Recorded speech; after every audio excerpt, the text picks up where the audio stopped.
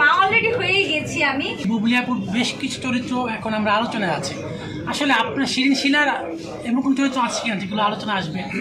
Of course আছে। আমার নদীর জলে শাপলা ভাসের একটা দুর্দান্ত ক্যারেক্টার করেছি, আর এই প্রথম আমি একটা বাচ্চার মা অভিনয় করেছি, যেখানে আমার 6 বছর 7 বছর একটা বেবি থাকে। সো একজন বাচ্চার মা হিসেবে আমি অনেক গর্ববোধ করি মানে ওই ছবিটায়। সো ওই ক্যারেক্টারটা আমার জন্য অনেক অনেক মানে চ্যালেঞ্জিং একটা ক্যারেক্টার ছিল। আশা করছি আপনাদের অনেক ভালো লাগে। আপু তাহলে কি মা হচ্ছে শিরিন শিলা? আপু তাহলে কি মা হচ্ছে শিরিন শিলা এরকম কিছু? মা অলরেডি হয়ে গেছি আমি, যেহেতু আমার চলচ্চিত্রে আমার একটা 7 বছরের বেবি আছে, মেয়ে কন্যা সন্তান। তো অবশ্যই আমি একটা মার ক্যারেক্টার করি। আচ্ছা আপু, আর শাকিব খানের সাথে কি নতুন কোনো মুভি আমরা দেখতে পারবো? না, আপাতত কোনো কথা নেই।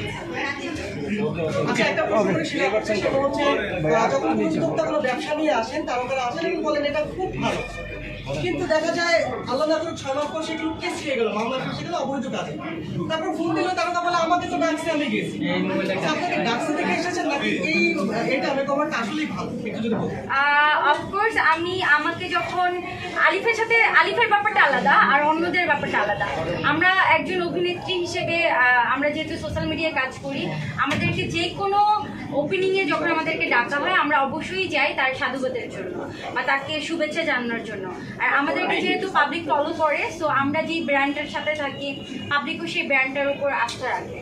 সো আমরা সেই জন্যই যাই, কিন্তু যখন ওই ব্র্যান্ডটা কারোর সাথে প্রতারণা করে তখন কিন্তু আর্টিস্টের উপরে নাম এসে পড়ে। কিন্তু আমরা তো আগেও নাই পিছনেও নাই, আমরা শুধু তাকে শুভেচ্ছা জানাতেই যাই।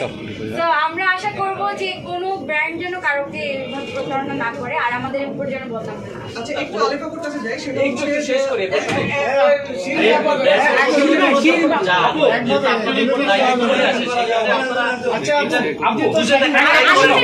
আলিফের ব্যাপারটা টোটালি ভিন্ন, কারণ ওর সাথে আমার রিলেশন প্রায় 2 ইয়ার্স।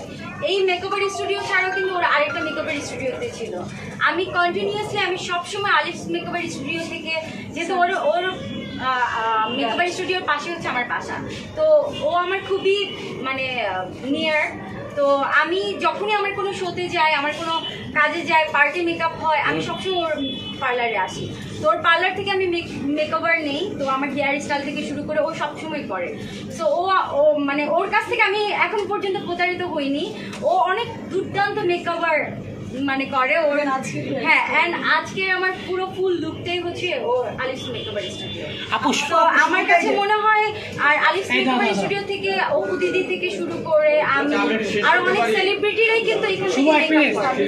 সো আর অনেক সেলিব্রিটিরা আলিফ মেকওভার স্টুডিও থেকে সার্ভিস নিয়েছে।